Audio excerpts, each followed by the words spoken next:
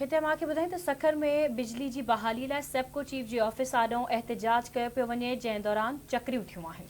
Police बचल शाह मियाणी वासियुनि मथां कड़की पई, लठबाज़ी ऐं ॻोढ़ा आणींदड़ गैस जा शेल उछलाए विया। मुज़ाहिरीन खे धरणे तां उथारण जी कोशिश दौरान छिक ताण थी, मुज़ाहिरीन पथरा कयो। पुलिस जो चवणु आहे केतिरनि ई ॾींहंनि खां बिजली कटियल आहे, गर्मी में बेहाल थी विया आहियूं। मुज़ाहिरीन जो इहो चवणु आहे। ब्रेकिंग न्यूज़ अवां सां शेयर कई पिया। सखर में बिजली बहाली लाइ सेप्को चीफ जी ऑफिस आॾो एहतजाज करे धरणो हंयो वियो आहे। चक्रियूं थियूं आहिनि। पुलिस बचल शाह मियाणी वासियुनि मथां कड़की पई, लठबाज़ी ॻोढ़ा आणींदड़ गैस जा शेल उछलाए विया आहिनि। मुज़ाहिरीन खे धरणे तां उथारण जी कोशिश दौरान छिक ताण थी, मुज़ाहिरीन पथरा कयो। पुलिस जो चवणु आहे, मुज़ाहिरीन जो चवणु आहे त केतिरनि ई ॾींहंनि खां बिजली कटियल आहे, गर्मी में बेहाल थी विया आहियूं। अहम ख़बर मां सां शेयर करे रहिया आहियूं। सखर में बिजली जी बहाली लाइ सेप्को चीफ जे ऑफिस आॾो धरणो हंयो वियो आहे, एहतजाज कयो पियो वञे, जंहिं दौरान पुलिस सां चक्रियूं थी पयूं आहिनि। पुलिस बचल शाह मियाणी वासियुनि मथां कड़की पई, लठबाज़ी ऐं ॻोढ़ा आणींदड़ गैस जा शेल उछलाए विया। मुज़ाहिरीन खे धरणे तां उथारण जी कोशिश दौरान छिकताण थी आहे। मुज़ाहिरीन पथराव कयो आहे। केतिरनि ई ॾींहंनि खां बिजली कटियल आहे, गर्मी में बेहाल थी विया आहियूं। मुज़ाहिरीन जो इहो चवणु आहे। सखर में बिजली जी बहाली लाइ सेप्को चीफ जे ऑफिस आॾो एहतजाज कयो पियो वञे, धरणो चक्रियूं थियूं आहिनि। पुलिस बचल शाह मियाणी वासियुनि मथां कड़की पई आहे। ब्रेकिंग न्यूज़ अवां सां शेयर कई पिया। सखर में बिजली बहाली लाइ सेप्को चीफ जी ऑफिस आॾो एहतजाज करे धरणो हंयो वियो आहे।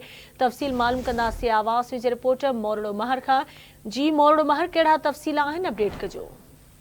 जी बिल्कुल, सखर जे सेप्को चीफ जे ऑफिस आॾो बचल शाह मियाणीअ जे रहवासियुनि खे जेको आहे बिजलीअ जे बहालीअ लाइ एहतजाज जेको आहे महांगो पइजी वियो आहे। एहतजाज दौरान सखर पुलिस जे अटाल जेके आहिनि, पुलिस जा जेके आहिनि मुज़ाहिरीन मथां जेके आहिनि लठबाज़ी करे उन्हनि जे मथां जेको आहे आसो गैस जा छेल वसाए करे 25 खां वधीक जेको आहे एहतजाज कंदड़नि खे गिरफ़्तार करे वरितो आहे। बचल शाह मियाणीअ जे रहवासियुनि गुज़िरियल केतिरनि ई महीननि खां इलाइक़े जी जेका आहे बिजली कटियल हुजण जे करे जेको आहे उनजी बहालीअ लाइ सेप्को चीफ सखर जे ऑफिस आॾो जेको आहे एहतजाज कयो वियो। उन दौरान सेप्को जे तरफ़ां मुज़ाहिरीन सां ॻाल्हियूं करण बदिरां पुलिस खे इतला न वियो। पुलिस अटाला जेके आहिनि पहुची करे पहुता ऐं मुज़ाहिरीन खे ज़बरदस्ती उथारण जी कोशिश कई। उन दौरान जेको आहे मुज़ाहिरीन ऐं पुलिस जे विच में जेको आहे मुंहमारी थी आहे। मुंहमारीअ दौरान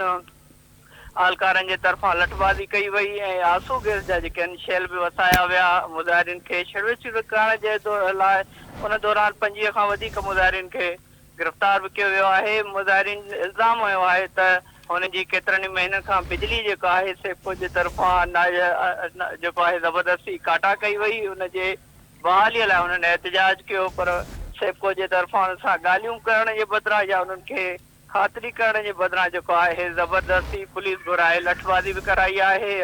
आंसू गैस जा छेल जेके आहिनि वसाए नाइंसाफ़ी कई वई आहे ऐं उन दौरान जेको आहे पुलिस जो चवणु आहे। ठीकु आहे मोरड़ो महर, अवां जी महिरबानी।